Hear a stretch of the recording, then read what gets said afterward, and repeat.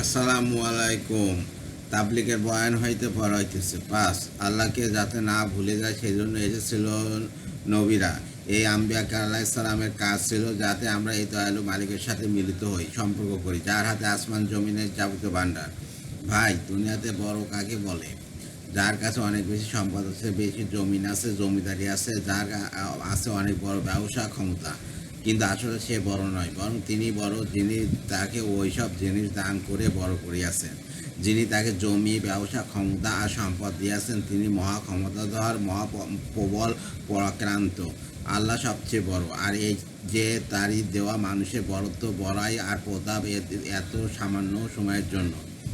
আর যদি তার জমিন কেড়ে নেয় ক্ষমতা, সম্পদ, ব্যবসা ও পদমর্যাদা, কেউ তাকে আর জিজ্ঞাসাও করবে না। অনেক বড় কর্মকর্তা অবসর নিয়ে নিক, কেউ তাকে মূল্য দেবে না। আরেক সম্পর্ক আছে যা মানুষকে সবচেয়ে বড় করে, তা হচ্ছে যিনি আকাশকে উঁচু করে দিয়েছেন আপন অপার ক্ষমতা বলে, যিনি বিনা খুঁটিতে সুপ্রতিষ্ঠিত করে আছেন আকাশকে। কি আমি জমিনকে তোমাদের জন্য করে দিইনি বিছানা? আমি কি পাহাড়গুলিকে প্রতিদিনই পেরেকের মতো? আমি সাত আকাশকে করে দিয়েছি ছাদ। কি আমি পানি বর্ষণ করে দেইনি? জমিনকে কি আমি চিরে ফেলিনি? বীজ থেকে গম কি আমি করিনি? কি আমি রাতকে বদলে দেইনি দিন দিয়ে? আবার কি দিন বদলে দেইনি রাত দিয়ে? রাত ও দিনকে বড় করে কে? কে ছোট করে রাত ও দিনকে? আমি আল্লাহ করি। কে দিনকে রাত্রির পেছনে নিয়ে চলে, রাত্রির কে দিনের পিছনে নেয়? রাত ও দিনকে সামনে ও পিছনে করি আমি, গরম ও শীত আমি আনি। তিনি সূর্যকে পূর্বে উদয় ও পশ্চিমে অস্ত দেন, যার মাঝে রয়েছে পরাকান্ত আল্লাহ তাআলার প্রকাশ্য নিদর্শন। তাকে সূর্য তৈরি করিয়াছি জ্বলন্ত প্রতীব্রত প্রদীপ হিসাবে। চাঁদকে আমি ছোট ও বড় করি, তা কখনো খেজুর গাছের শাখার মতো চিকন হয়, আবার থালার আকার ধারণ করে। আসমানকে আমি করিয়াছি উঁচু, জমিনকে নিচু করিয়াছে আমি।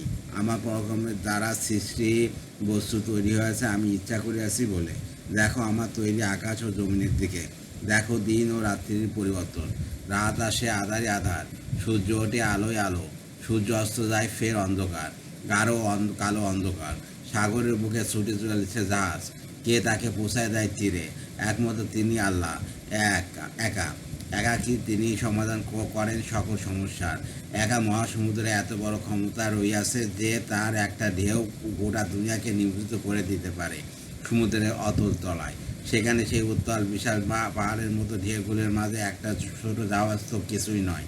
আল্লাহ তাআলা বলেন, এই উত্তম্ব উর্মিমালার মাঝে আমি বাঁচিয়ে রাখি জলযানগুলোকে, আমি পৌঁছে দিই তীরে।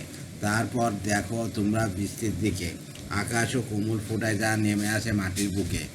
যদি ফোঁটাগুলো সুতীক্ষ্ণ ও ধারালো করে দিতেন, তাহলে ধ্বংস হতো পৃথিবী, ঘর বাড়ি, অট্টালিকা, ছাদ ফুটো হতে হতে ভেঙে পড়ত।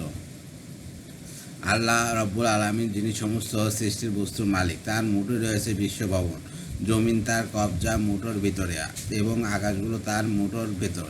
তিনি জীবনের ভিতর ও মৃত্যুকে বের করে আনেন, তিনি মরণের ভিতর থেকে বের করে আনেন জীবনকে।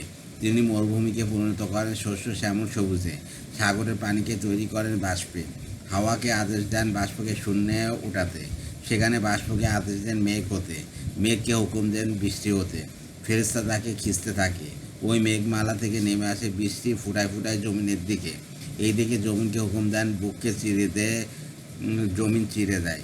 বৃষ্টির ফোঁটা আশ্রয় নেয় তার পেটে। বৃষ্টি তোমারই বর্ষণ করাও না, আমি বৃষ্টি থেকে বর্ষণ করি। তারপর বীজকে বলেন তোর বুক চিরে ফেল, বীজ অঙ্কুরিত হয়, কাণ্ড তৈরি করেন, তাকে বলেন শিকড় তুমি মাটির আরও গভীরে যাও, সে আরও গভীরে যায়। সেখানে তাকে ফের আদেশ দেন মাটি থেকে খাদ্য ও পানি সংগ্রহ করো, সে তাই করে। এবার উপরে তোমার ডালপালা সরিয়ে দাও। তারপর পাতাকে আদেশ দেন পাতা উপরের দিকে ওঠে। বাতাসকে বলেন বাতাস তুমি এত জোরে প্রবাহিত হইও না যে পাতা ছিঁড়ে যায়, উড়ে যায়, হাওয়া থমকে যায়। ছোট একটি পাতাকে হাওয়া উড়িয়ে দিতে পারে, কিন্তু আল্লাহর হুকুম সে জোরে প্রবাহিত হয় না। এমনইভাবে শিকড়কে নিচে যেতে বলেন, পাতা ডালপালাকে উপরে উঠতে বলেন। এটা আমার রব একাই করেন। তিনি জমিনকে চিরে দেন, বীজের বুক ফাটিয়ে দেন, শিকড়কে নিচে নেমে যেতে বলেন, পাতাকে উপরে ওঠান, পাতাকে বড় করেন, ডালকে বলেন শাখা তৈরি করো, শাখা তৈরি হয়, শাখাকে বলেন পোশাকা তৈরি করো, পোশাকা তৈরি হয়ে যায়, ফুলকে বলেন ফল তৈরি করো, ফল তৈরি হইয়া যায়। আল্লাহ আরও বলেন, আমি জানি গাছের কোথায় কোন জায়গায় ফল আসবে, আমি সব জানি। আমি জানি এই গর্ভবতী নারীর পেটের ভিতর কী আছে, আর এও জানি সমুদ্রের তলায় কী আছে, কোটি কোটি মাছের পেটের ভিতর কী আছে আমি জানি। মানুষ তো বটেই, কোটি কোটি মাদি জীব জানোয়ার, সাগরের অতল তলার লাখ লাখ মাদি মাছ, মাটির উপরে ও গভীরে কোটি কোটি মাদি পতঙ্গের পেটের ভিতর কী আছে তাও তিনি আল্লাহ জানেন। কতগুলো মুরগি ডিম মানুষ খাবে, কতটুকু বসবে, কতটুকু ডিম পারবে, কতটুকু বাচ্চা ফোটার জন্য বসানো হবে, তার থেকে কতটুকু নষ্ট হবে, আর কতটুকু বাচ্চা হয়ে বেরিয়ে আসবে তিনি মহান আল্লাহ রব্বুল আলামিন জানেন। বাচ্চাগুলো কটা মরক আর কয়টা মুরগি হবে তাও তিনি জানেন। সব তার জ্ঞানের মধ্যে রয়েছে। সব কিছু অপর মহাজ্ঞানী আল্লাহর জ্ঞান ছায়া ফেলে রেখে আছে। তিনি আলামুল গাইব। তার শোনা ক্ষমতা এতদূর পর্যন্ত রয়েছে যে গোটা দুনিয়ার মানুষ কথা বলতে শুরু করে। আর সেটা যদি বৃষ্টির প্রথম দিন থেকে শেষ পর্যন্ত যত মানুষ এসেছে আর আসবে সবই মিলে বলে, তবুও তিনি এক পলকে শুনে নেন।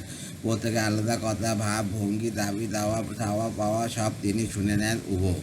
তা জীবিত হোক বা মৃত, যুবক হোক বা বৃদ্ধ, দানব হোক বা মানব, কীট হোক বা পতঙ্গ, জীব হোক বা জানোয়ার, হিংস্র জীব হোক বা নিরীহ প্রাণী, কালো মানুষ হোক বা সাদা, আরবি হোক বা আজমি, পশুতে হোক বা হিন্দি আরবিতে বলে বা বাংলা, উর্দুতে বা হিব্রু, ইংরেজিতে বা ফ্রেঞ্চ, রাজভাষায় বা ল্যাটিন, সারা দুনিয়ার সব ভাষাভাষী মানুষ বলুক বা বিচিত্র নিজস্ব ভাষায়, জীব জানোয়ার, কীট পতঙ্গ, পোকামাকড় সবাই যদি একসাথে আল্লাহর কাছে চাইতে থাকে, আল্লাহ তা শুনে নেন পলকে এক মুহূর্ত। আল্লাহ তাআলা এমন প্রতিপালক বা ও শ্রোতা যে যে কোনোভাবে যে কোনো ভাষায় যা কিছু বলে সব শুনে ফেলে, কোনো ভুল হয় না। তার প্রত্যেকের কথা শোনেন, দাড়ি সহ।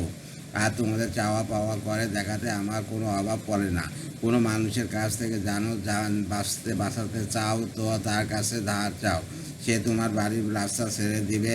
কিন্তু মহান আল্লাহ রব্বুল আলামিন সবের সম্পর্ক গভীর করতে চাও তো তার কাছে তোমার যাবতীয় প্রয়োজন চাও, তিনি তোমার বন্ধু হয়ে যাবেন। তার রহমত টুকরো হইয়া চলে আসবে তোমার কাছে। তার কাছে চাইলে খুশি হন, না চাইলে নারাজ হন। তিনি এমন দেনওয়ালা, এমন দাতা যে জান্নাতে সবাইকে একত্রিত করেন। সৃষ্টির শুরু থেকে শেষ দিন পর্যন্ত যত লোক বেহেশতি রয়ে আছে তাদের সবাইকে ডাকবেন। আজ তোমাদের পূর্ণ কর্মের প্রতিদান হিসাবে দেবো না, দেবো তোমার আমার রহমত থেকে কাজেই চাও। বান্দা বলবে তোমার ইয়া আল্লাহ, আমি আর চাইবো, তুমি তো সব কিছু দিয়েছো। তুমি খাও দিন, আমি খাও না কেন, সরি।